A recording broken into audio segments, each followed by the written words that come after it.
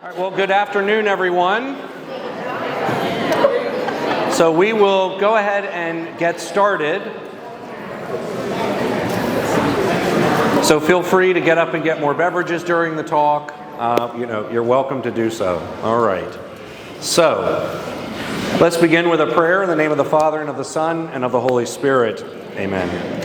Loving God, we thank you for gathering us together today. We give you thanks for all the many blessings that you have shown to this parish community through the generosity of the parishioners of this community and the dedication of this parish community and our school community as well. We pray that this time together will help us to understand where we have been, where we are, and where we hope to go moving forward so that we may continue to build up your kingdom. And we ask all this through Christ our Lord. Amen. Father, Son, Holy Spirit, amen. All right, so thank you all very much for coming and being here today for the presentation. So as I mentioned during my post-communion announcements for this presentation, I'm going to talk a little bit about demographics of the parish, talk about finances, and then talk about the strategic plan that was developed in light of roundtable discussions that we had, as well as in-reach interviews that were conducted as well. So, you know me, I think by now well enough that I try not to do anything so that it's boring and stale. So I'll try to get you laughing from time to time to keep the blood flow moving, because some of this can be maybe a little bit much. For those of you that love numbers and statistics, you're going to have the time of your life this afternoon, okay? So hopefully everybody can see one of the screens. They should all be synced up. After this presentation, this slide deck will be available on the website, maybe not today, but definitely this coming week. And V is recording this presentation as well, as there are some people that were unable to attend. The paper that is on your table and the pens, you're welcome to take the pens with you. If you want to take the paper with you at the end, you're welcome to do that too. But that is for you in each of these sections. My plan is to kind of keep us moving.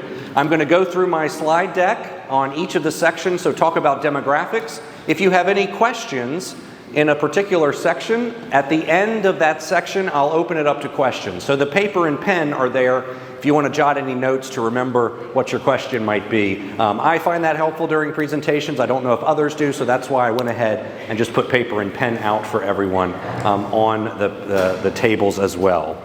Okay, so if there aren't any questions to get started, all right, so we will begin. All right, so the first is on demographics here. One thing I want to kind of explain to get a little background on that. Many of us, we pay the wonderful things of taxes every year in April, and our taxes are based off of our life from January 1st to December 31st, the calendar year. Organizations, even the church as well, operate on a fiscal year, and so we sort of look at our trends and our data based on a fiscal year. The Diocese of Richmond and all of the parishes that are a part of this diocese, our fiscal year runs from July 1st to June 30th. So when you see on here fiscal year 2019, what that means is that's data from July 1st, 2018 to June 30 of 2019. So fiscal year and the year that ends is really the June 30th date of the end of that year. So I just want you to kind of be aware of that. So when you see fiscal year 23 up there, even though we're in the middle of fiscal year, even though we're in the middle of 2023, technically for the church, for the diocese, our year has ended and we're actually now in fiscal year 24 because it will end next June. So just a little caveat there for you on that one. All right, so the first general breakdown here for the parish, you can see that as far as families go, the delta, which is the difference, from 2019 all the way through 2023, we have increased the number of families in the parish by 163, and the total number of people in the parish has increased by 574 individuals. So that's approximately a 31% increase over the last 5 years in families and a 26% increase in individuals. Something to be noted, of course, as many of us are aware, I went back and did 5 years because When the bishop travels around and visits parish, he's given a report on the parish before he gets there. One of the things that he's given is the last 5-year data, and that's one thing that the diocese looks at is data for a parish over the last 5 years. So that's why everything that you see here goes from 2019 to 2023. So fiscal year 19, of course, was the last full fiscal year before COVID. And fiscal year 20 is when COVID hit us.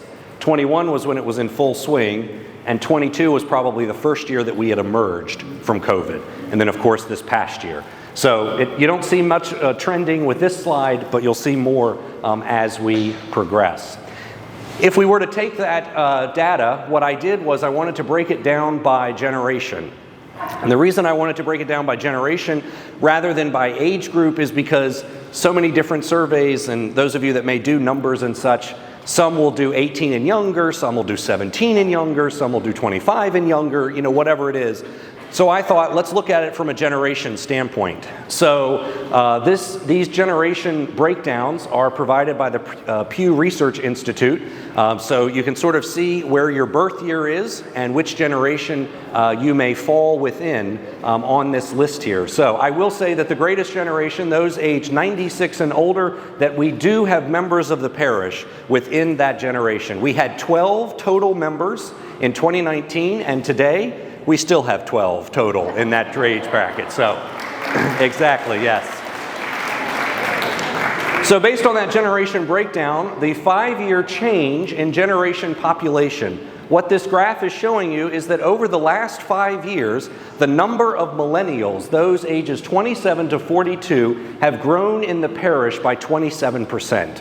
It's the largest growth that we've seen is in that particular generation. So you can sort of see the breakdown here that the 3 largest generational gains that we've made have been for millennials 27 to 42, so my generation, and then those that are Generation Alpha, which are those under the age of 10, and then the next generation, Generation Z, ages 11 to 26. This is actually a national trend that is beginning to emerge, that the millennial generation is now beginning to outpace the boomer generation in that regard. This next slide is more, those of you that love data, is more the nitty-gritty, fine-tooth comb, so to speak. So if you want to, what you can see here, especially under millennials, is you can see that over the last 5 years, the total number of actual individuals, we have added 157 millennials in the last 5 years. That's what those numbers are showing you there on the side. I'm not going to keep this slide up that long, but it's in there if any of you want to pull the deck up a little later. It gives the specific information. One thing to be aware of when I do report out generation breakdown, there are some that do not give their age for whatever reason. So about 144 of the nearly 2,800 in the parish don't offer an age breakdown. So that does skew things maybe just a little bit, just so you're aware. Now, if we were to take the current generation breakdown, what I did was then I took that generation breakdown and I looked at, okay, so the millennials have grown by 27%. But what percentage of the parish is, the silent generation, for instance, those 78 to 95? They may have had a, couple percentage points of gain in total population, but as far as the whole parish goes, who is, what's the breakdown by generation? As you can see here, Generation Z, those 11 to 26, the millennials 27 to 42 are at 27%, and the boomers are at 20%. Each of those 3 are at 20%. So those ages 59 to 77, 27 to 42, and 11 to 26 make up 60% of the population, 20% in each of those groups. So again, the boomers were a larger population of the parish, but the millennials are growing, which again is a national trend that is being seen. The next slide is similar to the past one. It actually shows you the data and the breakdown. Basically, over the last 5 years, the percentage of the population for the parish, the millennials, has grown by 2%. So they have moved from 18% of the population to 20%. So again, those of you that love statistics and data, you can definitely look at this and study this a little bit more if you wish. So I won't spend a lot of time on this particular slide here. The next breakdown is looking at ethnicity. So there are all the ethnicities that are listed on the screen there: the American Indian and Alaska Native, Asian, Black, Hispanic or Latino, Native Hawaiian, 2 or more races, white or unspecified. These ethnicity classifications are what are provided by the diocese and are what are on diocesan-wide, the parish registration forms. So these are already sort of selected for us and what each of you would select when you register with the parish. So as far as an ethnicity breakdown for the parish, the 5-year percentage change, you can see that those that identify as white have grown by 38% in the last 5 years in the parish, and those that identify as Asian have grown by 20%. But again, there's almost 23% of that are unspecified, where there has been an immense growth as well. So many more are not specifying their ethnicity when they register, for whatever reason. So you can see that breakdown there. Our Latino and Hispanic population has also grown by 10% in the last 5 years. Other parishes are seeing much higher growth in that area, but we are seeing growth there as well, which again is going with national trends. This is again just sort of the hard data for anyone that would like to see it. So basically you can see that in 2019, there were 903 that identified as Asian and 775 that identified as white. And then in the last 5 years, those identifying as white jumped to 995, so 220, a 38% increase. And then Asian went from 903 to 1019, increasing 116 individuals, so by 20%. So just wanted to show that. And again, that slide will be available online if you'd like to look in more detail. Now, as far as the breakdown of the parish population, as it stands right now, the parish is 37% that Asian, those that identify as Asian, and 36% white, and then the other classifications fall into place. The third largest ethnic breakdown is the unspecified ethnic breakdown. So if those in the unspecified were to specify their ethnicity, it of course would adjust the white, Asian, and all the other percentages. But based on what we have now for data and those that have provided their ethnicity, this is what our breakdown is in the parish at present. I think the next slide is the hard nitty-gritty data. Again, if any of you would like to see that, you can see that the ethnic breakdown in 2019 was 40.7% Asian and white was 34.9%. And then the white population went up to 35.6%, and the Asian dropped to 36.5%, and several other classifications increased as well. Okay? Now, breakdown by sex in the parish. So, as you can see, the difference in the number of individuals identifying as male, female, 289 females have joined the parish in the last 5 years, and 282 men have joined the parish in the last 5 years as well. And then, of course, there are those that choose not to specify on there. Now, there has been a question. I know some people have asked, well, Father, what's happened in the last 2 years since you've been here? There have been an increase of 13% in females and 14% in males at the parish. I think the next one is the hard data to show you there. No, this is the percentage of the population. I'm sorry. So the percentage of the population, females were 53% in 19, men were 47%. But ladies, the men are catching up to you now, so it's 52 women and 48 men. So not sure what you were whistling at, but okay. Okay, so that's generally the information on the demographics that I wanted to provide, a general snapshot there. What questions, thoughts, or comments do you have with regard to demographics? Yes, ma'am. Paula. I'm sorry? We do not have a breakup on education level, as I don't believe that that's one of the questions on the registration form. It's not, I hear, so. Yes? Does the diocese consider gender identity as any category? No. Male, female, unspecified. Those are the three provided. How about unspecified might be angels? Other questions? Oh, yes, I'm sorry. Has this data been compared to other parishes, specifically in regards to the increase we have in millennials? I have not compared it to what other parishes have done. I've not seen what's happened on the diocesan level, but I do know that in reading about generational data, and I'm a nerd, I keep up with that from time to time, the millennials nationally are beginning to outpace, are beginning to be more dominant or predominant than the boomer population. So what we're seeing at the parish, that percentage may not hold nationally, but it's trending with what is happening nationally. Okay, yes? Showed in there about the Asians. I was wondering how it's related to the pastor of the church, being your previous one was Filipino, Asian.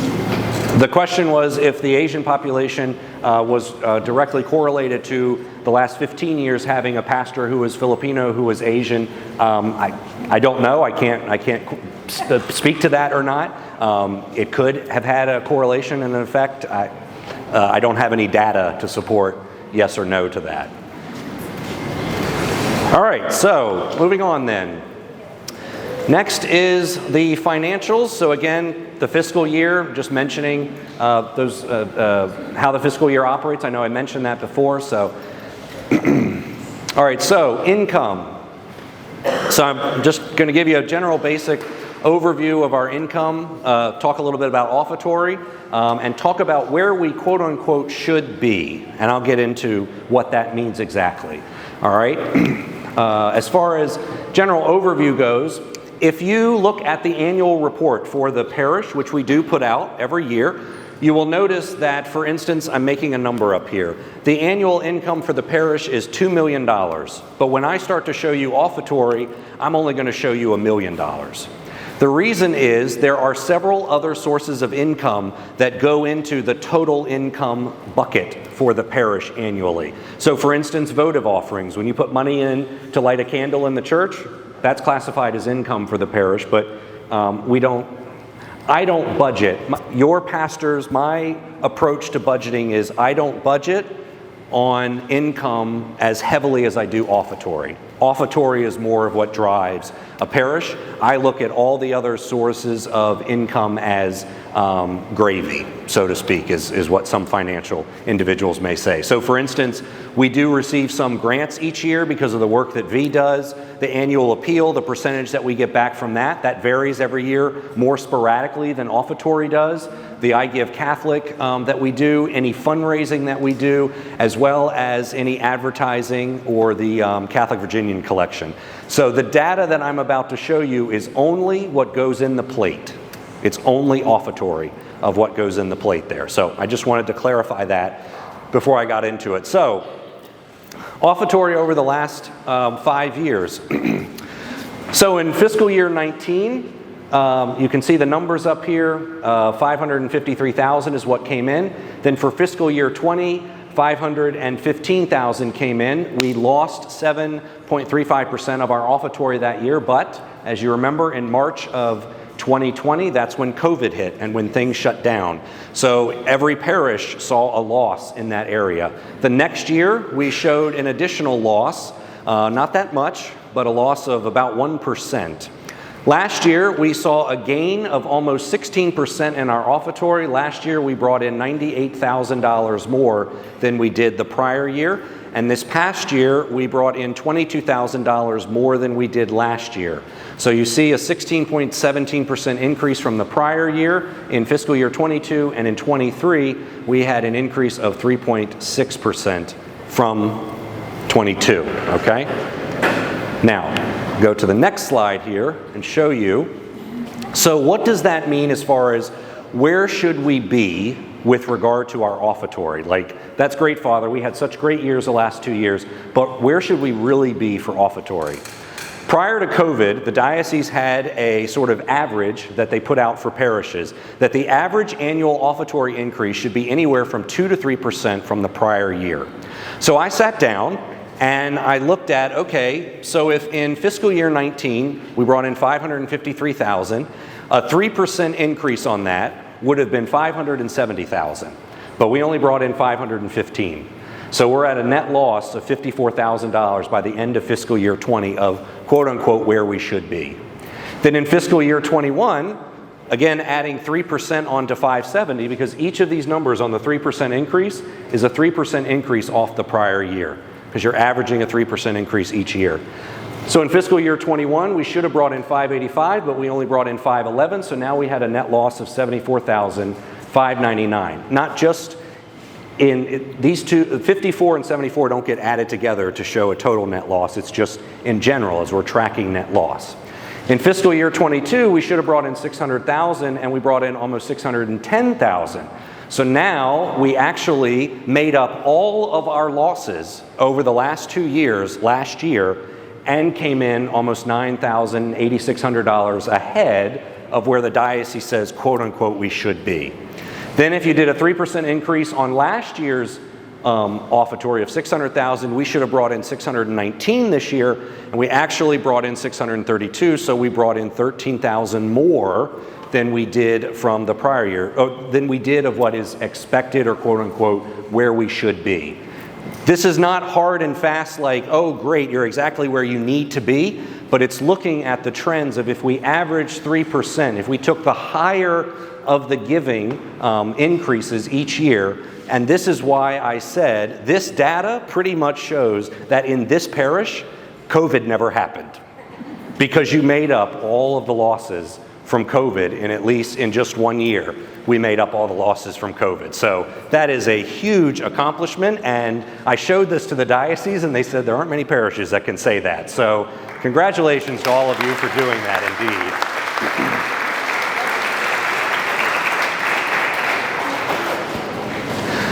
All right, so great. So we brought in all this money and now we have expenses to talk about. So I'll do a little overview of that, and then I'll talk about annual surplus and deficit each year. So as far as a general overview of expenses go, over the last 5 years, our expenses have never exceeded income. So we have never spent more than we've brought in. Now the expenses do include the cathedraticum, which is 10.5%, and the school assessment. So every parish has a school assessment as a way of supporting the schools in the diocese. If you have a school, it is much less. Our school assessment is $65,000. However, the amount that we receive back from the diocese is almost close to $85,000 or $90,000. So we're sending out 65, but getting 90 back for our school. Cathedraticum is 10.5%. That's what goes to support the operation of the diocese and a lot of the services that are provided and available to parishes. If there's ever any legal issues that parishes might need or legal advice, we never have to pay any legal fees as parishes because the diocese absorbs those costs. There are attorneys on the diocesan level that are there to help support the parishes. What I would like to mention also with regard to these expenses, you see what the income is here for each of these years. I do want to point out that in fiscal year 20, if those of you that have looked at our annual reports, you will see that in fiscal year 20, what is listed on the annual report is that we brought in $950,000 that year, which is true. However, whatever 950, so 350,000 of that was a bequest. We had received a bequest from an estate that year. So I just pulled that out of the numbers so you could see where income was for that year, taking that bequest out. I just wanted to make that known for those of you that may look at that.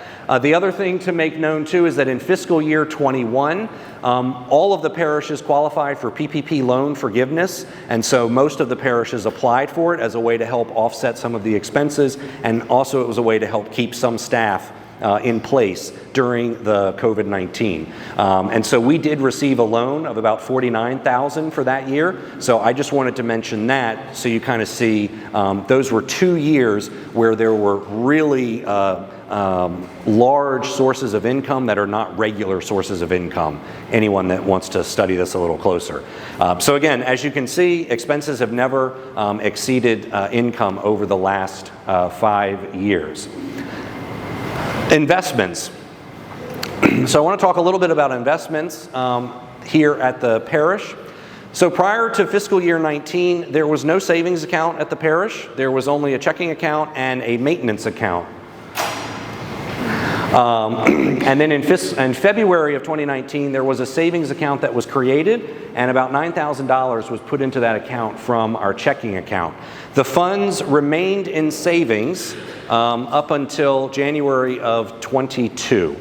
And what else got added to that savings account was that in January of 2020, that's when we received a $245,000 request from someone's estate. Someone had passed away and left a sizable bequest to the parish. And then 2 months later, we received another bequest of $90,000 from someone's estate. All that money went into savings. And then just recently, a couple months ago, I was informed that someone else is planning to leave $280,000 from their estate here at the parish. So prior to January of 2022, all of those amounts, when they came into the parish, were placed in a savings account.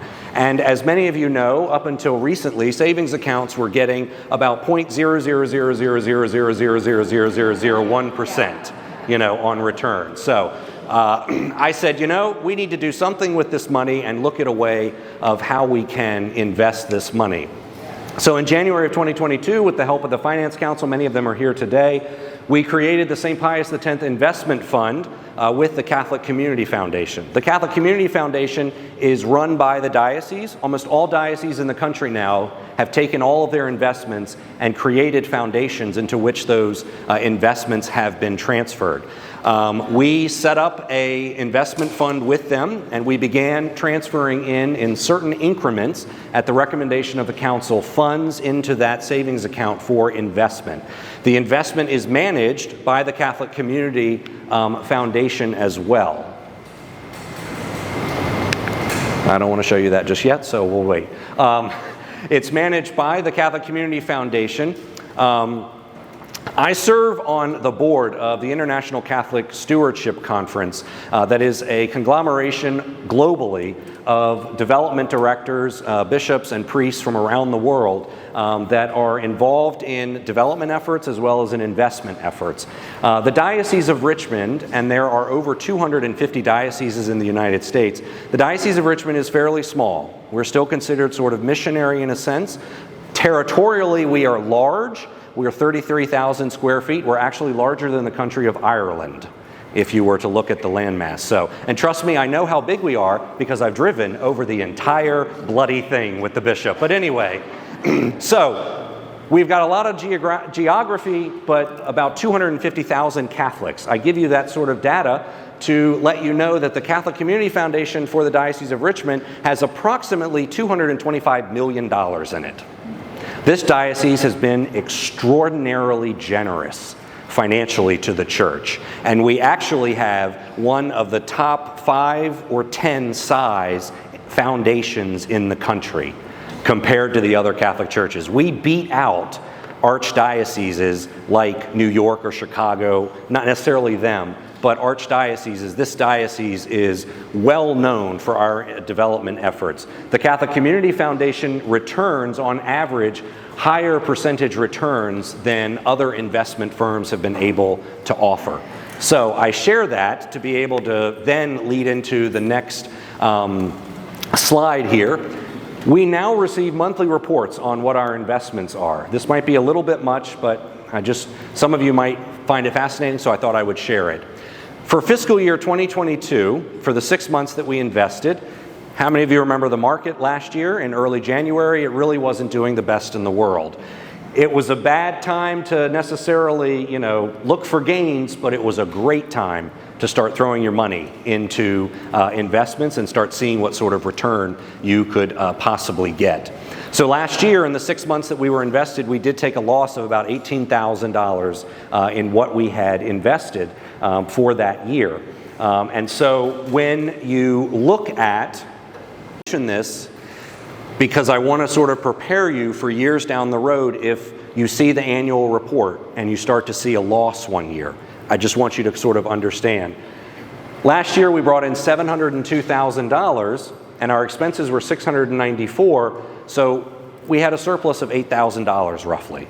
What that $8,000 is reflecting to is the fact that we lost $18,000 in the market. So we have no control over that at the close of the fiscal year.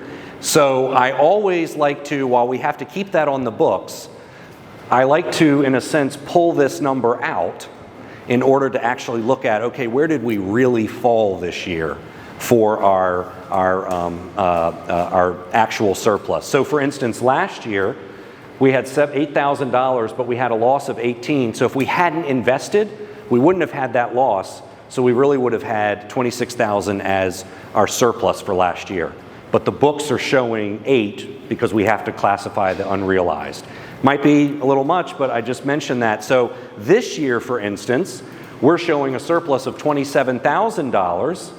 However, our investments did really well, and we gained $13,000 this year. So if you take 13 out of our 27, where our actual surplus this year was $13,500.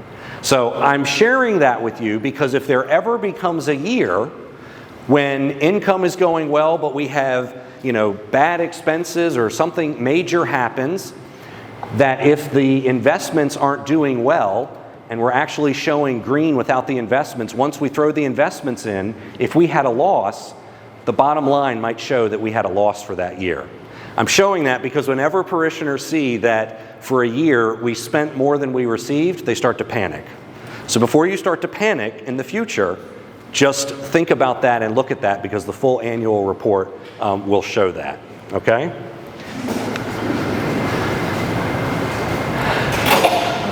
So I think I just went through all of that of why I'm sharing this, so I can go on to the next slide screen here. Now, because of this endowment that we received and because of this endowment that we set up, now that those funds are invested in the Catholic Community Foundation, they have a formula, a system, etc., in which annually, usually around June, they contact the parish and they say, based on this year's performance and based on prior performances, etc., we estimate that to maintain the health of your fund, you can withdraw up to X amount this year for your fund. And so this coming fiscal year, we're able to withdraw $3,200 from the fund and use it for whatever operating expense we'd like. And so basically, what we did was about the $150,000 that we invested in the investment fund to start out. Len, was it 150 or 125? 150. We had a return in 1 year of being able to draw $3,200 off of it. How many of you have made a return like that in your savings account? Exactly. So I said, we got to get into this investment here. So what I will say to you now is that my pledge to you as your pastor, as long as I am the pastor here, every bequest that we receive, I'm throwing in the investment fund. I am going to flood that fund as long as I can because the return on it is roughly 8%. 1 year, it hit a 20% return in the last 5 years. So it is in the top 10 nationally, as I mentioned, and we can draw interest from it annually. And it's money that is there in perpetuity. And so those of you that love the parish, and all of you do, I would strongly encourage you to consider, if you have not already, leaving a bequest, a life gift to the parish. It's a great way for you to continue the great giving and the great commitment that you have to the parish community here. And I pledge that all bequests that are received will go into this investment fund, and I have directed the Finance Council, and they're in agreement with me on that. And here's a little trick that I'd invite you to do, because some of you may say, oh, Father, I don't have enough to do that. I won't make an impact. It won't do anything. You'll be surprised, actually, what impact it can make. Go home and look at, in your statement that you received, how much did you give to the parish last year? And then look at how much you're giving to the parish this year and sort of, okay, what am I giving to the parish, each year? Is it increasing each year? Whatever it is. Take that total number and multiply it by 20. That's how much you have to leave in your will to the church to give what you're giving this year, every year moving forward. Take whatever you're giving this year, multiply it by 20, and that becomes the amount that you could leave in your will to the parish, and what you're giving today would continue every day, even after you've gone on to your heavenly reward. So ponder that, think about that. It's a great way. And then when you draw up your bequest, you can contact us in the parish, and we'll give you the paperwork and the information of what you specify so that it goes into the investment fund, so that if, God forbid, you go on to your eternal reward, and I am not here as the pastor, if you specify in your will that you want your bequest to go into the investment fund, the next pastor can't deny that. God help him. All right, anyway, if he tries to. All right, the last thing is the maintenance fund in the financial area here. So basically a general overview. The maintenance fund was created years ago to provide for the ongoing facility needs of the parish. Many of you know that there's a monthly collection that's taken via the envelopes and e-giving. We have old buildings. We have an old plant, as all of you are aware, and all of you, have seen and experienced as well. So when I arrived, the maintenance fund had $140,000 in it. In the last 2 years, we have brought in $65,000 in the maintenance fund. We have spent $178,000 in 2 years on building maintenance. So the fund is now valued at around $27,000. Now some of you might be saying, Father, what in the world did you spend all this money on? Well, ladies and gentlemen, there it is right there, my retirement home. So I couldn't resist. I had to do something to get you laughing. See a lovely pool to write the homilies in. No. So it's a baptismal font. Yeah, we're going to install it in the church next week. No, so here's where the expenses were. When I arrived at the parish and went into the parish offices, some of the staff will see, I walked in and thought, doesn't smell right in here. Something's funky in here. What is that black stuff on the ceiling? Parish office was full of mold, and the second floor was uninhabitable. I had an environmental specialist come and do a look at it. We spent in my first year here almost $75,000, $80,000 to get the parish office actually inhabitable and functionable again.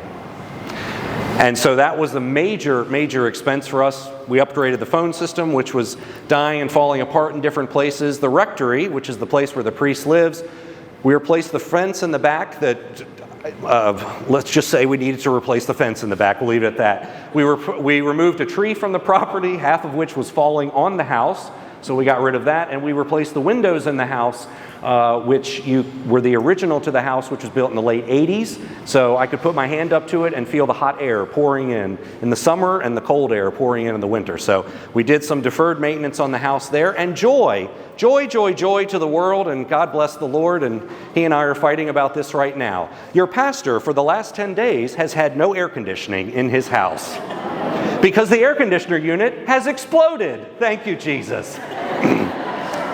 Now, let me give a paraphrase. In the room, the main master bedroom, there is an air unit, so I just live in that room now. But the rest of the house looks like a crazy man lives there because all the shades are shut and there's no sunlight coming into the house. But anyway, so that's another $11,000 that now it's going to cost us to get that repaired. So we have an old building, we have old property, we have old facilities, and this is just what happens. In the church and in the convent, there were water damage repairs that cost almost $23,000. So you can see these are the major expenses that we've had to do. And these are the major ones. These aren't just, a little $500 thing here or there. These are the big ones that hit us. The slider door on the front, those front doors, yes, the doors we had were operating, but they were letting out and in so much cold and hot air that part of the reason that the air conditioner was not working properly in the church is because so much air was coming into the church. And then the other thing about the air conditioner unit in the church, which I didn't realize, none of us did, was that under our old contract company that was working with us, there are 4 units that run the church. For many years, only 2 have been working. Only 2. We were working at 50% capacity. So part of that $30,000 of upgrades to HVAC and other work was to repair the other units. So now the church is functioning at 100% capacity. All 4 units are working. With the slider door in there, it's sealing the air, which can lead to humidity damage. You know, all these things sort of spiral, as many of you know. And the boiler,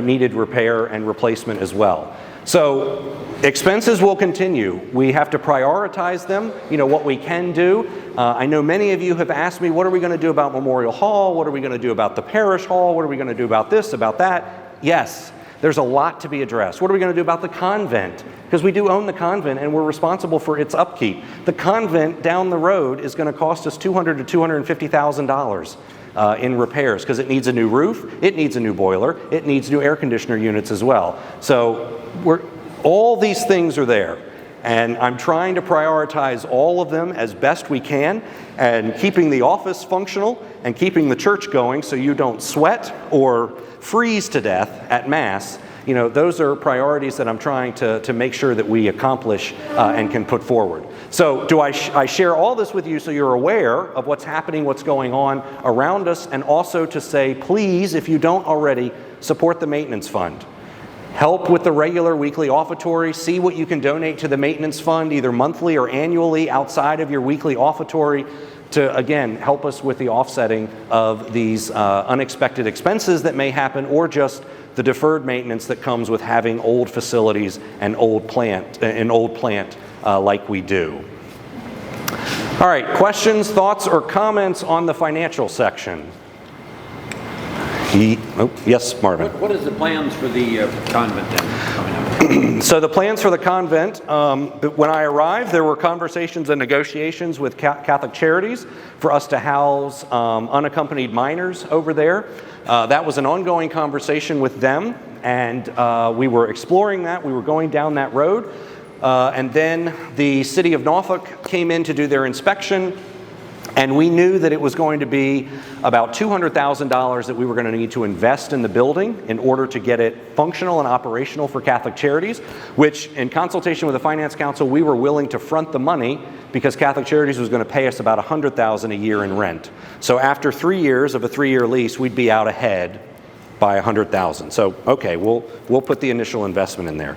The city of Norfolk came in and inspected the building and did further analysis and realized what we were going to do in it, and then told us we needed to put a sprinkler system in the building. The sprinkler system that we were going to have to install cost $250,000. So now we have $500,000 we need to put in the convent. And I am sorry, but I could not in good conscience commit the parish to $500,000 on a building over there for renters that could not be guaranteed for necessarily more than 3 years, and whose funding is based off government funding. I'm willing to take risk, but there's a level of risk. And so the Catholic Charities thing sort of moved to the wayside, but there was another component of Catholic Charities, Refugee Resettlement, that is looking to expand its offices, and they are exploring the possibility of using the building. So the building is not off for consideration for rental to an outside agency. And my plan is, as long as I'm here as pastor, is any rental from that building, we would put back in that building to slowly help offset the expenses of that building. That building is fantastic. It needs a lot of work. I mean, somebody's got $1.5 million they want to give me. There's some great things we can do over there with that building. I don't know if you know this, but on the second floor, the nuns lived over there. On the second floor, if you were to look in the parking lot, stand in the parking lot and look at the building before you leave today, and go all the way to the back where the trees are, and just count 3 windows in, and then look at all the other windows that lead to the front. All of that section on the second floor is studs. They never finished the building. The building is only 2/3 completed. So for 60 years, it has sat there uncompleted, because when they built it, they were hoping that the nuns at Catholic High would come and live over here, and they'd have the Catholic High nuns living here as well as the St. Pius nuns, but the Catholic High nuns never came. That's a story I heard. So the building is unfinished up there. So again, there's great potential for that building, but it's going to cost quite a bit. Other questions? Yes, ma'am. Why is it not necessary to have a sprinkler system installed if you have other restrictions? The sprinkler system that they were recommending had to be installed because the miners were actually living there for even not necessarily an extended period of time, but because there was overnight of miners. That's what kicked in the certain regulations for the sprinkler system.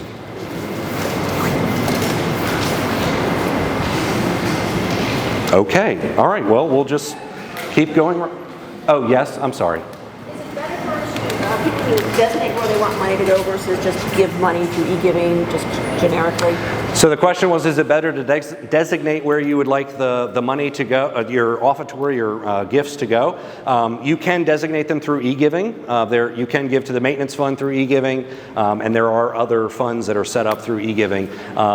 Giving to general offertory is always helpful too, simply because sometimes there are expenses that come up that are with the maintenance fund. It has to be an expense at a certain level for me to use the maintenance fund.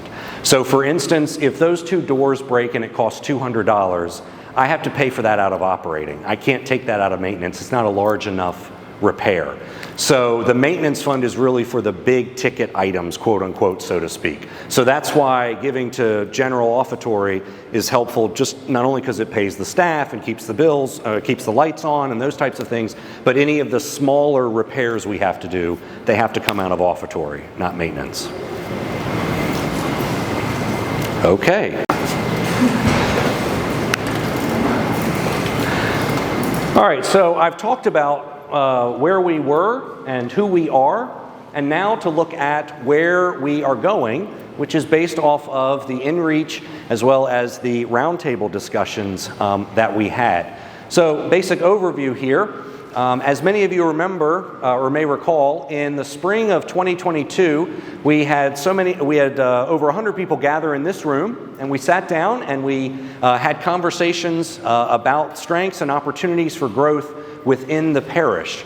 Those results were then compiled and they were shared with the parish in August of 2022. Then taking that information, which was all part of the synod process, I know I talked about that quite a bit before and after Mass, that data went to Richmond. Richmond took our parish along with all parishes of the diocese. The Diocese of Richmond wrote a synod report, and then that went to a region of the United States, and those bishops wrote a regional report, and then it went to the national level, and then the national report went to the Vatican. So lots of different layers there. I decided I didn't want to just send the synod report to Richmond and say, all right, we're done with that. But we took that data, and from that, we conducted InReach interviews in the fall and early 2023. We interviewed about 50 individuals, and this process helped us to refine the results from the synod and help to frame sort of the strategic direction for the parish. And so that's what the report is that follows in these results. Some of the people that helped with this process are here in the room, so I want to publicly thank them. I'll invite them to stand a little later. For right now, I do want Joan Kennedy, if you'd stand just for a minute for me. So Joan here, Joan is a retired city planner for the city of Hampton, and I knew Joan at my old parish in Hampton, and we went through and did strategic planning annually at my old parish. And when I arrived here, I wanted to do strategic planning, and I wanted to make sure that whoever analyzed the data didn't know the parish and knew nothing about us, so that they didn't have any bias or any, sort of sway in how the data went. So Joan graciously agreed to help out. So all of this data, she spent hours combing through and helped to draft this plan. And then she and I sat down and sort of went through the plan a little bit more in further detail. So I just thank you, Joan. She'll have can answer other things too, yes. So when we get to the Q&A on this section, she might jump in and answer some of the questions because she might have some additional insights as well. So basically, the important element to remember here is while there were many individual ideas for growing the parish, the result and the findings that you see focus on the primary strengths and the strategic opportunities for growth. In other words, if you came in and said, I think the bathroom needs to be black, and if you were the only one to say that, then it didn't show up in the report.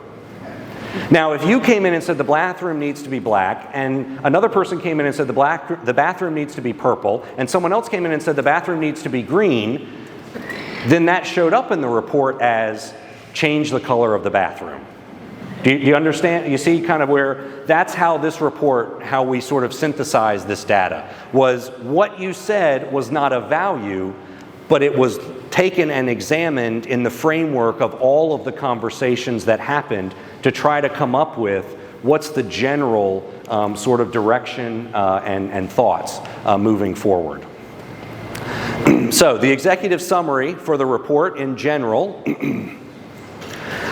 viewed as a whole, that post-COVID-19, the general overall data is that the changes that have taken place and the new pastor are spot on. That's the exact quote that was in there, and the parish should continue on the path that we're on. The pastor, the school is seen as an asset and an opportunity for growth, and the need to attract and engage the younger population are important to the parish community. That's the general overarching comments that were made throughout this process. So, many of you know, or I think all of you know, that my background is, prior to becoming a priest, that I was in human resources, and specifically strategic development within human resources. So, I'm a strategy thinker. I'm also an organizer, and also have a history of taking various either parishes or organizations I've been with and looking at restructuring them and organizing them in a way to increase efficiencies, but also to increase the support for the mission of the particular entity, whatever it is. So one thing that I have found to be helpful and successful in parishes is to structure them around essentially 4 pillars: worship, formation, community, and service. And I'll expand on that a little bit more. So basically, as you can see here, those 4 pillars are what support the parish and the school here: worship, formation, community, and service. And through these pillars, all of our ministries within the parish are organized under one of these particular pillars here.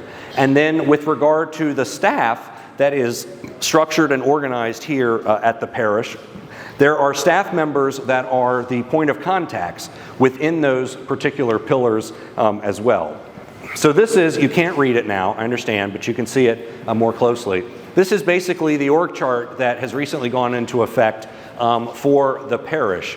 All of the ministries are listed under particular staff members who serve as the staff point of contact for those ministries. And the justification, the reason of structuring the parish this way is it gives the ministry and the ministry leads a direct staff point of contact, someone that they can reach to that's available to support them. I try to do as much as I can, as you know, but I can't do everything. And so I rely on the staff to really be more of my eyes and ears in various places and locations and elements of the parish. And so each of the staff members, not all of them, but many of them have a ministry for which they support and which they help out as well.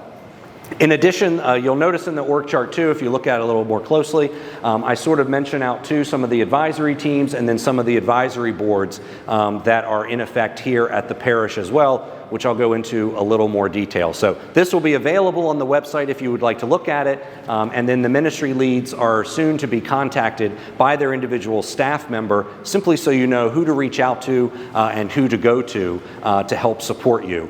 I rely on those staff members. So V, for instance, who does stewardship and development, she works with a number of our outside organizations that we support here at the parish. So I really rely on her for what she has come to know about those different groups and how she's interacted with them to really kind of help us craft the decisions that we make on the staff level, parish level, for moving forward. Every year, I gather with the senior staff, which are all of the directors, and we do a retreat off-site for about 2 or 3 days in which we go through and talk about what's happening, what's progressing, what's working, what's not working in each of these 4 pillars. And then we develop a plan for the next year of what we hope to address and work on and move forward on. And then we plan the calendar for the upcoming year, and the staff designee for each ministry is really the spokesperson for the group. So if we have conflicts, the staff members help us to sort of work through those conflicts. So that kind of gets you a little bit into my mind and my brain of how I structure things and how I organize things. And so again, that's available on the website. So using this pillar model, the pillar model is how we structured the data and the strategic plan. So the very first pillar was the worship pillar, which includes masses, liturgies, prayer. It also includes music, homilies, liturgical ministries, and ministers. So the strengths that were identified in this pillar, the homilies, music, welcoming by the pastor and greeters, the new altar server ministry, and the children's liturgy of the word. Now, one thing I'd like to preface here is don't forget that we did the roundtable discussions in around February of 2022. So it was about a year ago. I'd been here 7 or 8 months at that point. And then we did the interviews this past fall. So some of the data that showed up of, I'm going to pick on Rob, but some of the data that showed up with regard, and that's why he's walking out of the room. Some of the data that showed up on music was a little surprising, because when we did the interviews, there were conversations about music, but then as we look now, a lot of it we've been addressing. So you'll notice that some of what shows up in the report, if you're like, why is that showing up? We seem to be doing that. It's us catching up with the data, or the data kept catching up with us. So those are the strengths. The opportunities for growth. This is where we can grow as a parish. Increase engagement of children, youth, and young adults in worship. So increase those in altar server, consider a children or youth choir, younger liturgical ministers as lectors or Eucharistic ministers. Facilitate greater engagement in the assembly and music. So more familiar hymns, more practice with the assembly when new music's introduced, stronger choir, more focus on leading the assembly in song, continued cantor ministry growth and formation. So again, I'm biased, but I think the last one, with Rob coming on board and having a full-time music minister, we've been able to address a lot of what's in there. And that opportunity for growth came out of a time when wonderful Kim had left for personal reasons in October, and we had no one for 8 months before Rob came on board. So that's naturally what kind of contributed to some of those comments. So that's a perfect example there of the data and what we're doing catching up. Other opportunities for growth: facilitate full and active participation in the liturgy, so a hearing support system, so those that may have hearing impairments. So we're looking at that. Proclamation from the AMBO and continued growth and formation of lectors. Additional worship opportunities, so easier access to the church for private prayer, consideration of an evening mass, and then even doing an anointing mass. And then the last thing that we can improve upon is the worship space aesthetics. So many people said the carpet, okay? So, or the atmosphere, the temperature control, or the sound. So those are what were identified as our opportunities for growth. And what I'd like to say is, how are we addressing these growth opportunities? So, as I mentioned, we hired a liturgy and youth ministry coordinator, as I mentioned this weekend, that's focusing on youth and young adults, not just in providing them with catechesis, but also encouraging them to become a part of worship and become a part of liturgical celebrations, and having someone on staff that is overseeing and working with all of the liturgical ministries. Researching the hearing aid support system. That's actually underway, so we're looking to get one of those systems hopefully this fall. And then this fall or later in this summertime, we are looking to put more of a security system. We are putting more of a security system in the church, and once that system goes in place, we will be able to secure the church in such a way that it can be kept unlocked during office hours, because there'll be more cameras in there and there will be less access granted to parts of the church. One of the reasons that we lock the church, unfortunately, is because we aren't able to lock all of the sort of nooks and cranny areas, and we have had challenges in the past of, and I understand it, of people sleeping in the building or hiding out in the building, and then when we go to set the alarm at night, we don't know they're in there, then they set the alarm off, then I get called at 2 in the morning. Father's not happy at that point, but anyway, so that's why we just locked the church, and why there is a staff member that now goes around after all the masses and checks every nook and cranny, just for safety. And so having a new security system in there will help us with that process. We're also going to explore an evening daily mass. So possibly looking at taking one of the morning masses and moving it to the evening, since that was something. And then as far as the temperature control, I talked about that. Part of the issue with the temperature in there was we were only working at 50% capacity with the HVAC, and the boiler was about to explode. So hopefully now with those major works done, I think the temperature is a little better in the church. In fact, I'm pretty sure that it is, because now many of you are telling me it is too cold in the church. So you know, it's okay if it's too cold. You can put more clothes on. There's only so many clothes you can take off in public, okay? So, and then the last thing for a growth opportunity, music ministry, of course, that's ongoing. Having Rob on board, and I'm so thrilled that we were able to support a full-time music minister with Rob here and also teaching at the school.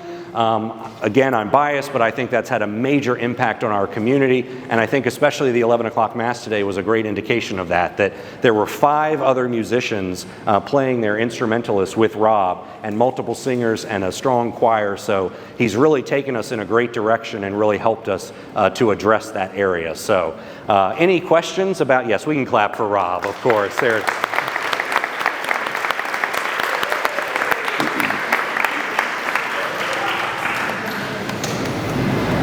all right, so I'm not going to go through the whole plan and then say, give me questions. I'll do them after each pillar. So does anybody have any questions with regard to what I shared for the worship pillar? Yes, ma'am. I'm wondering what this hearing aid thing is all about. Is it going to be a visual for people? No, so the hearing aid system, it's what's called a T-coil system. And a T-coil system gets plugged into the sound system. And most hearing aids now have what's called a T-coil in them. And you switch on the T-coil and it automatically connects your hearing aid to the T-coil system that's plugged into the sound system. So you just will flip a switch on your hearing aid that has T-coil, and almost all of them do these days. You'll automatically be connected to the sound system, and so it's basically you have one of the speakers of the parish in your ear at that point. Why, as a pastor, I know that? I have no idea, but anyway, yes? How about adoration after Mass, maybe for like an hour? So adoration is offered the first Friday of the month, and that's regular, and then during Lent we do adoration every Friday after Mass for 1 hour. I know it's difficult. I have to go to St. Matthew. Mm-hmm. That's only chapter. And they have perpetual adoration over there, so you can go any time of the day over there for sure. Yeah. Yeah. Was there another hand back? Yes, sir. Your position and the diocese position on the Latin Mass? Latin Mass? The Latin Mass? What about it? What's your position and the diocese position? Oh, for the Latin Mass? If living in Tidewater here, if you are ever interested in the Latin Mass, there's a parish that's completely dedicated to that, St.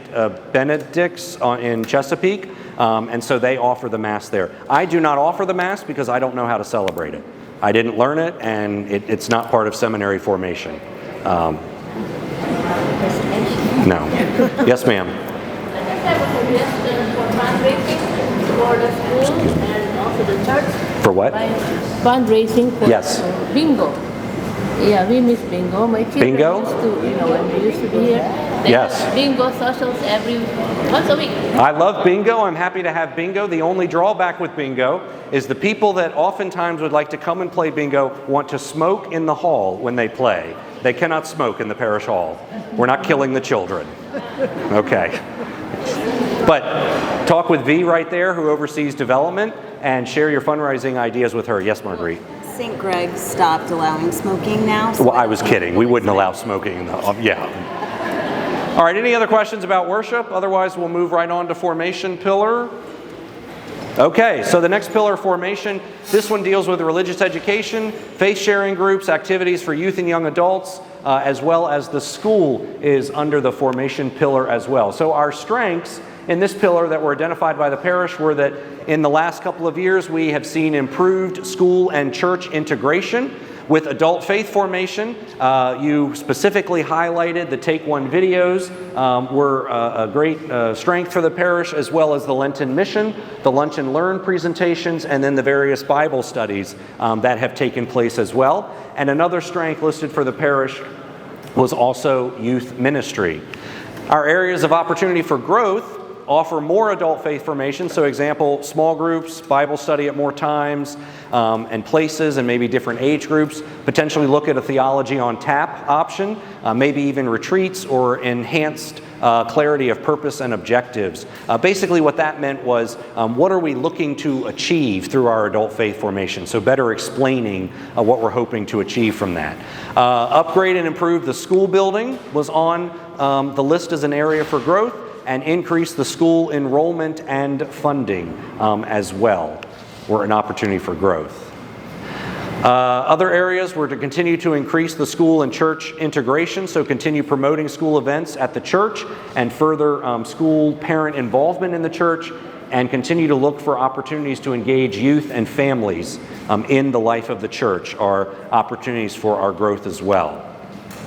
Now, as far as addressing those growth areas, one of the things we did was in October of 2022, hired a development director for the school, which we did not have, and a stewardship director for the parish, so a full-time position. I think as you can see, I try to get creative with staff hirings. I like to hire full-time staff simply because it's very helpful for the parish having full-time staff on board, and so creating that position with school and parish here for the development and stewardship director. So V has taken that position and has had it since being here, so she works for both the parish and the school to bridge the integration. So for instance, the carnival, the golf outing, the soup suppers, the Stations of the Cross, and really looking at ways of how we can engage the school and the parish together, and she undertakes quite a bit of that.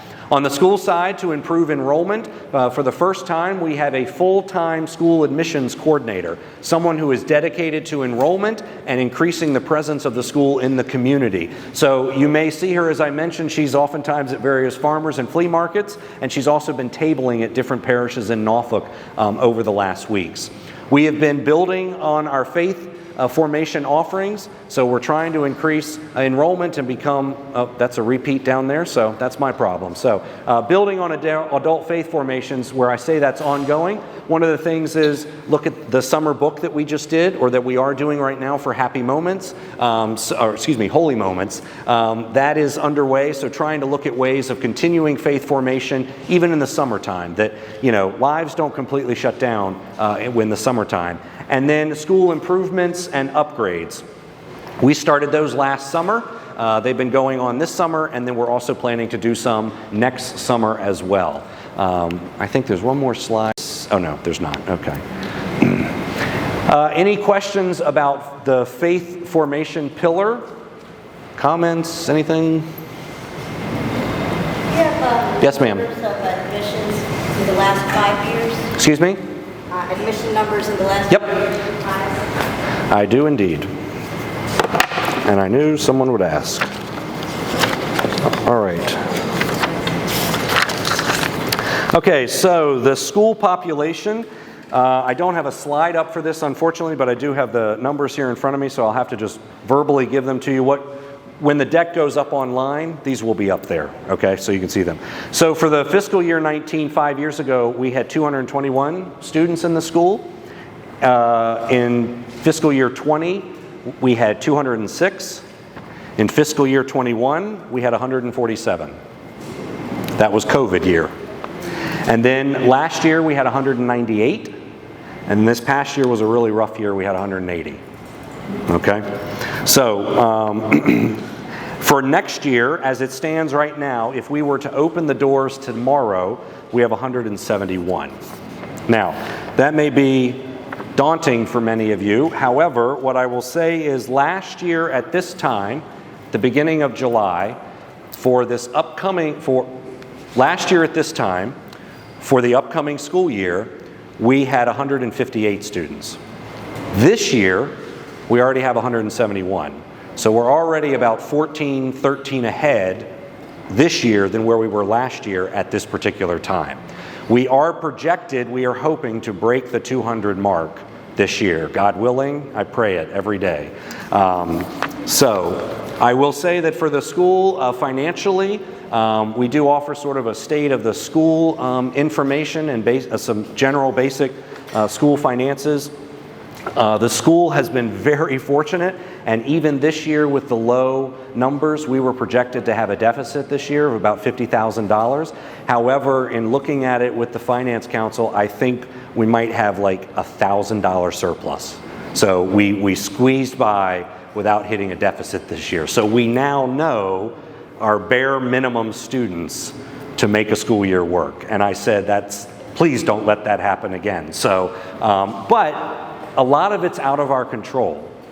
And the reason that a lot of it is out of our control is for this past school year, we had 4 families with 3 or 4 kids each in military that got transferred in the summer unexpectedly. That was 15 kids that walked out the door in a week. That's hard to make up in the summertime. So that's the challenge that we face and the beauty of having the military population, but the challenge can be it can throw our numbers off drastically from one year to the other. Yes, ma'am. Some of the kids went here free. The question was, are some of the children that come here, are they coming free? That's a great tee-up question, and thank you very much for asking that. How many of you have ever heard of EISTC? I know you have. Anybody else, or NV? Anybody else heard of EISTC? That is a real crying shame. All right, well, here comes a history lesson for you. EISTC is the Education Initiative Scholarship Tax Credit Fund, okay? It's a mouthful. Basically what it is let's say that you made a donation to the school of $10,000. I'm just pulling this number up, okay? If you made a donation of $10,000 and based on what your tax is in the state of Virginia, you're going to pay $8,000 in state tax this coming year. So you might think, I make a $10,000 donation and I'm going to send $8,000 to the state.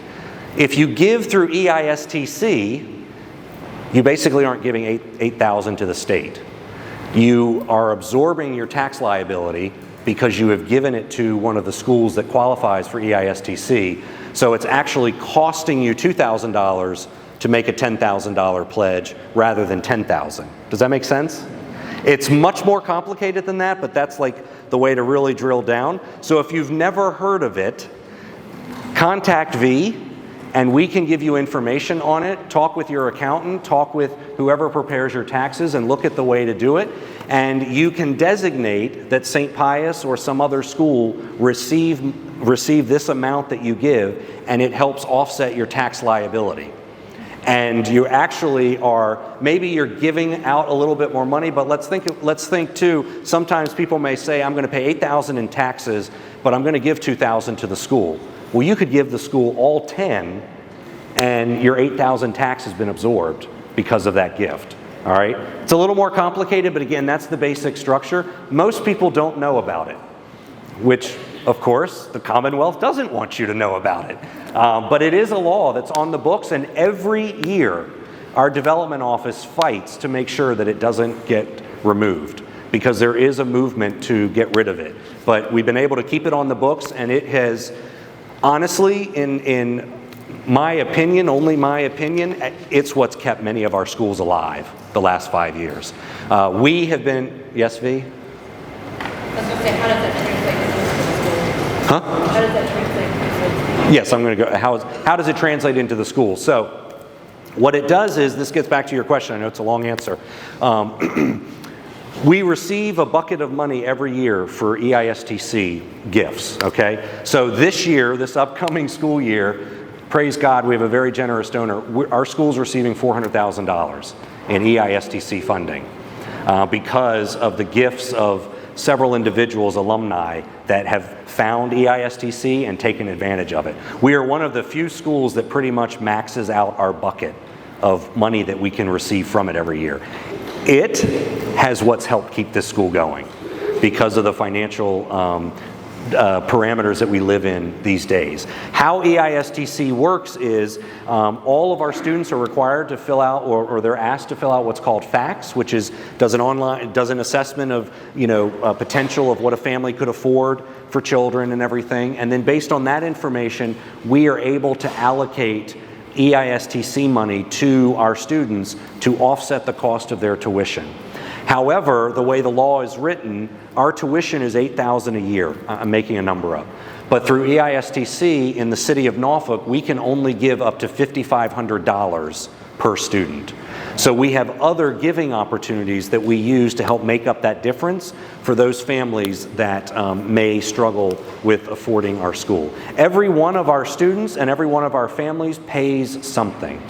We ask all of them to pay something just so that everybody feels as if they're all contributing in some way. But you see when you have like 3 or 4 or 5 kids, you don't pay. I said, really? No, as you have more children that are enrolled, the tuition rate does begin to decline. So if you have one child, it's 8. If you have 2 children, it's 6 for the second child, and then 4 for the third. I'm making numbers up, but it kind of goes from there. Other questions? Yes. You said that something about maximizing the bucket for EISTC. Mm-hmm. Does that mean that there are limits on how much each school can receive from it? And if so, does that mean that the capacity for donating more to St. Pius is already at the moment? So every year,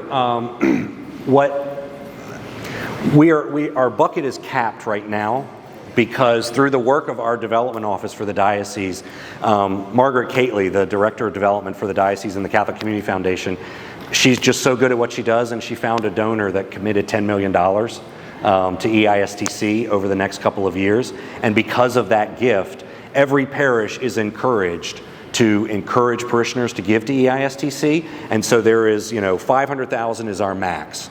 And this year, because of everyone's effort, we were able to get $400,000.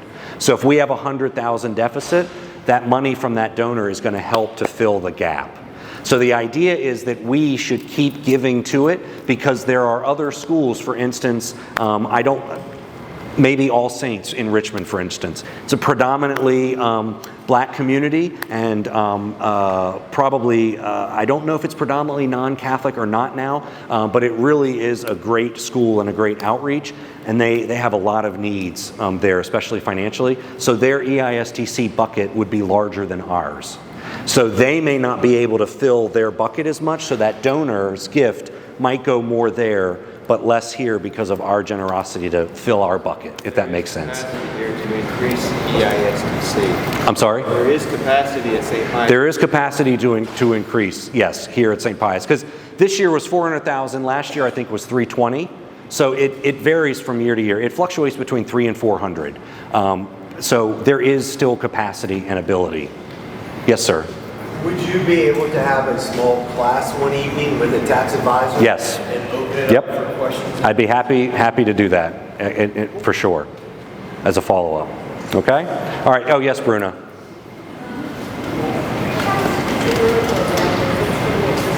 The what program?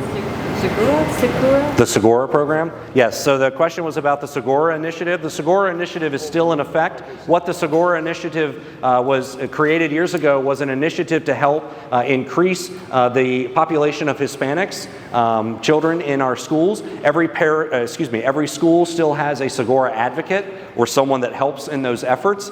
And some schools that have a larger population of Hispanics might have a more dedicated individual for that. We have We had someone on staff, and so we're looking for someone on staff now again to do that, but it's always a point person to help with those initiatives. What we're finding over the years too, or what we have been finding over the years, is that most of the children speak English and Spanish fluently, and the Segura advocate is more often working with the parents for completing the application and things if English is, if they're not as comfortable with English. Yeah. The ISTC Yep. used also to provide funding for the children to come? So the EISTC money is mostly used for scholarship funding, but there is sort of a formula of after all the scholarship money is given out, we can take a portion of it and use it for general operating at the school, it's not called operating, there's some terminology for it, but it's a complex formula system or whatever, and so we do try to give as much as we can that are eligible and then try to use the remainder to support the school in those efforts, okay? All right, we'll keep moving. We have 2 more pillars. All right, so the community pillar, this is who we are as a parish, how we engage with one another. It includes our communications and our social activities as well. So our strengths in this area are that we are a dynamic, diverse, inclusive, authentic sense of belonging and welcoming. We're caring, humble, and generous. We're responsive and supportive to one another. And we have opportunities for fellowship and community events. You have a welcoming pastor and staff, meaning they're approachable, and then communication and consultation with the parish was another strength that was identified in here as well. Opportunities for growth, further increased ministry engagement, that is a better understanding of ministry leads and contacts and access to ministry. That's where the org chart that I mentioned and sort of structuring things and starting to put that in place will help us to address that. As well as looking at outreach to youth, young adults, school parents, and ministries. Also further enhancing our communication and collaboration, so that is more consistency in our communication, which I think we've been building upon, and then also among and within ministry leads to promote awareness and engagement, as well as the use of technology.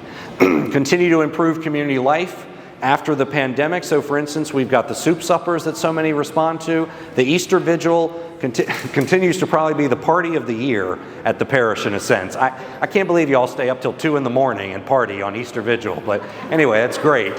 And then the men's, I guess it's all the wine that we have there at the event too, but the men's club, all you can eat pasta dinners and breakfasts, and then also the Zimbangabi celebrations that we have every year in December. The other opportunities for growth provide more events that cater to young adults, provide engagement opportunities for new parishioners and families, and provide more opportunities to dialogue with the pastor. A state of the parish was actually mentioned in the guide, so I'd already been planning this, but that was great. And then explore outreach to the military and opportunities to welcome members of the LGBTQ community. I'd like to address briefly this last moment here because I would like to commend the parish on that being an element that came up in our discussions. And the reason that I would like to commend the parish on that is that when the report was written for the diocese, that was an issue that came up. When the report was written for the region, that was an issue that came up. When the report was written for the United States, that was an issue that came up. And so what it said to me was, reading the other reports, that this parish is in touch with and connected with where the rest of the church is in the diocese, in our region, and in our country as well. So that was one element that sort of stood out because it was one thing that I noticed in the bigger reports as well as in our parish reports here.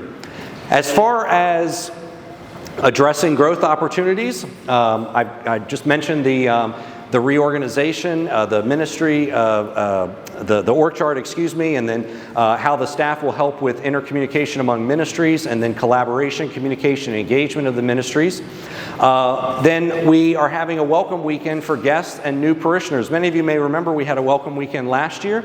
This year what we've decided to do is do the welcome weekend, but also as part of the welcome weekend every year in October, invite everyone that is a newly registered parishioner from October of this year going back till October of last year, and specifically invite them to the Welcome Weekend, as some of them may not have had a chance to really get involved and immersed in the parish community. As far as engagement with the military, we have a military club for military engagement actually on our school side that one of our school teachers has helped to start. That's just gotten underway. And then the school upgrades and improvements that I mentioned, State of the Parish, here we are for that. And then the very last thing, the creation of a parish synodality team. So I want to expand and explain that. There was a comment about, and I know it has come up, about a parish council here at the parish.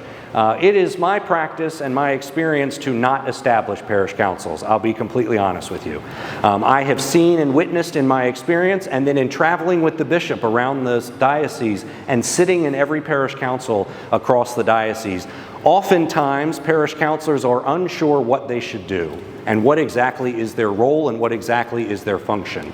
But there should be some entity, some position in place that can serve as a sounding board for parishioners and for the direction of the parish.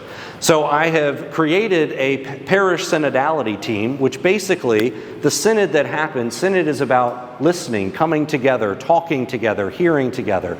This parish synodality team, the PST, is a group of parishioners that are very engaged.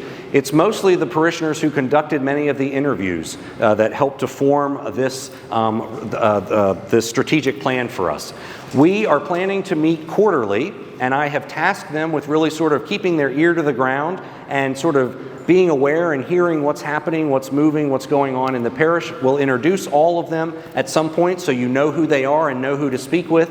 But we are going to meet quarterly, and we're going to take this plan, and every quarter we're going to take one pillar and look at the plan and really look at, okay, these were identified as our growth areas. In the last months, what have we done to really address them? Are we addressing them? Are we on point? Have we really taken into account, what came up in the report? And then the next time we meet, take another pillar and do the same. So that basically, while the staff's responsibility and my responsibility is to take the plan and execute it and move us forward based on what you said, they are there to sort of help look at the plan as well, and not necessarily assess, but help to contribute to the continued support and movement forward of the plan.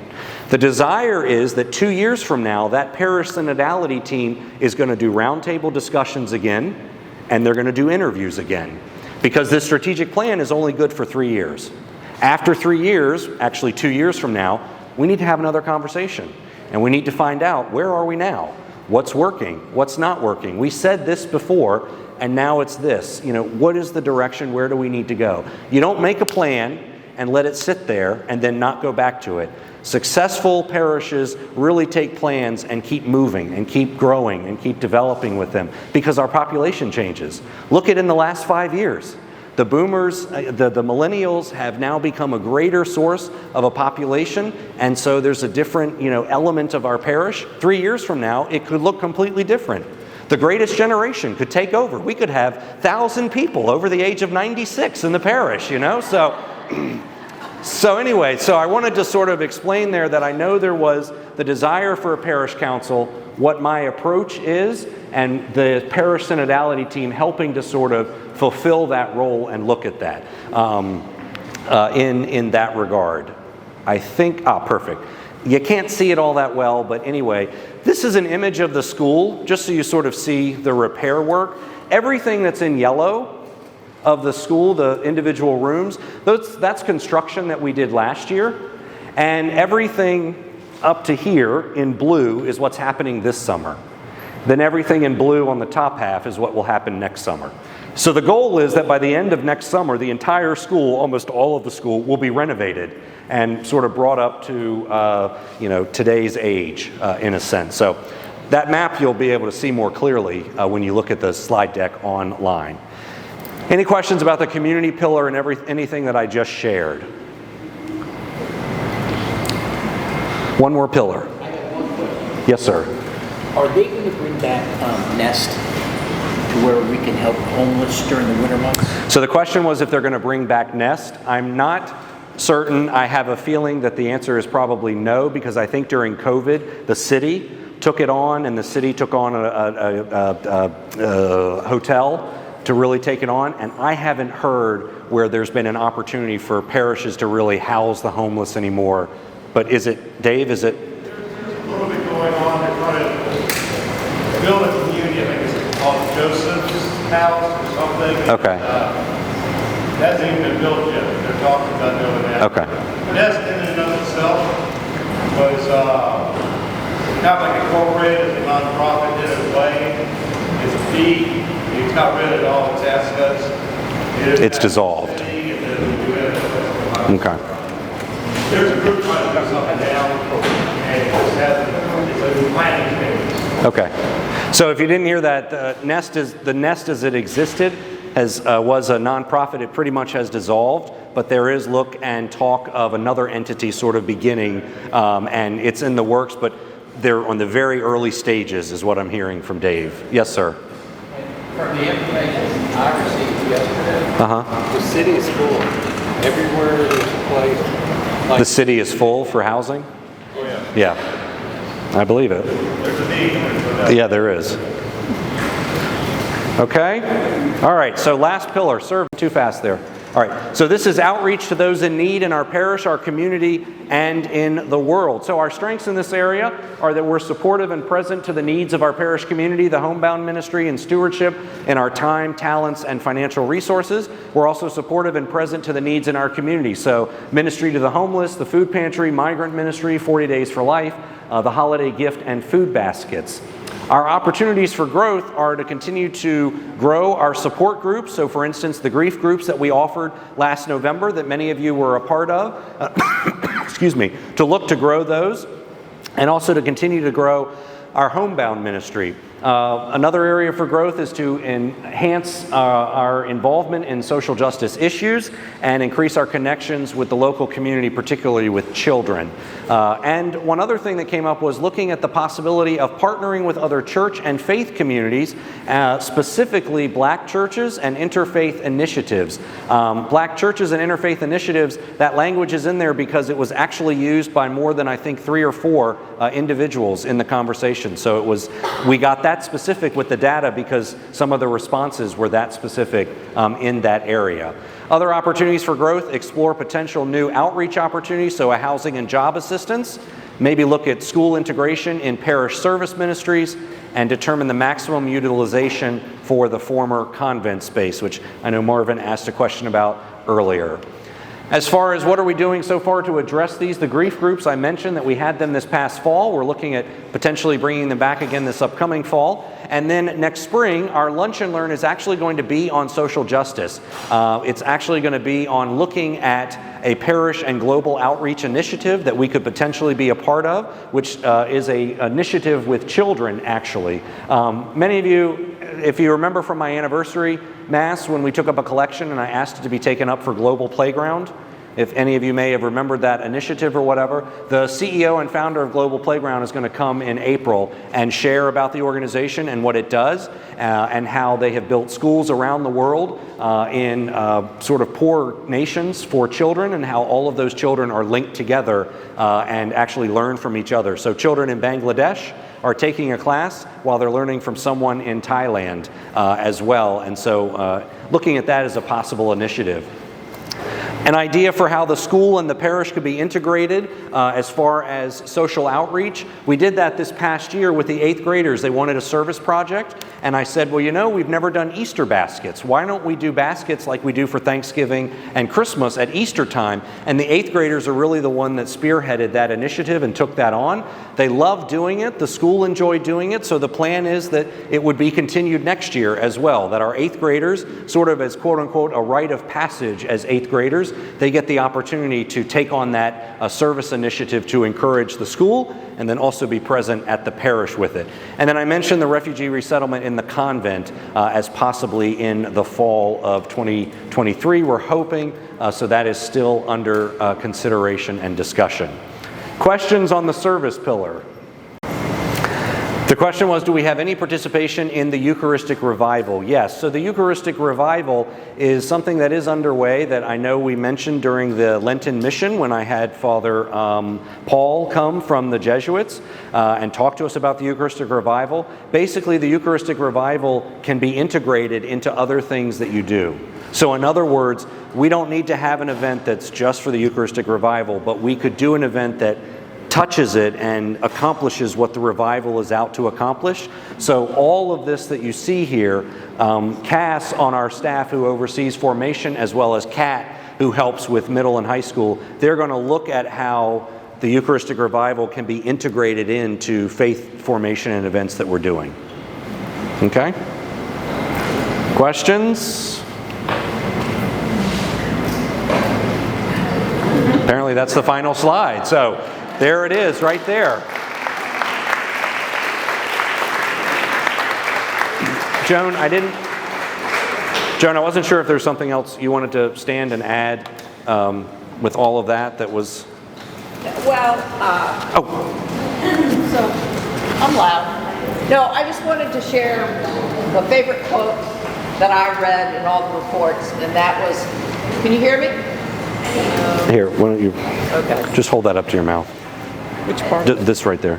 How about that? Oh, there you go. The favorite quote, the quote I like best, reading all the reports, was, just keep we're talking. okay because I'm not going to talk very long, was the one where they said that we need to all get together and hang on to our pastor with all our might.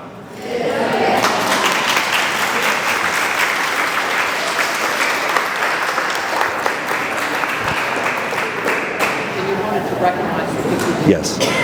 Thank you. I paid Joan to say that. So anyway,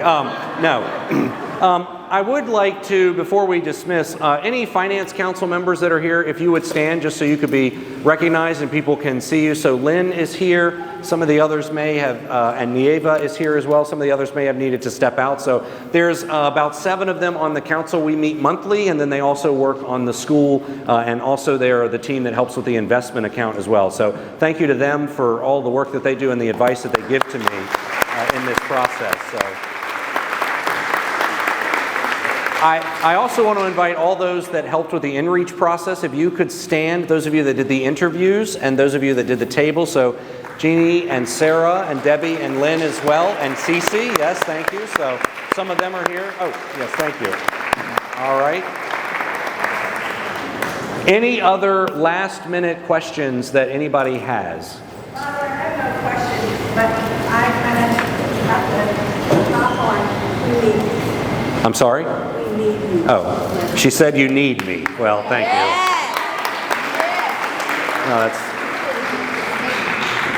Someone in the parish said to my father, we'll end with this. Someone in the parish said to my father, I want to adopt your son.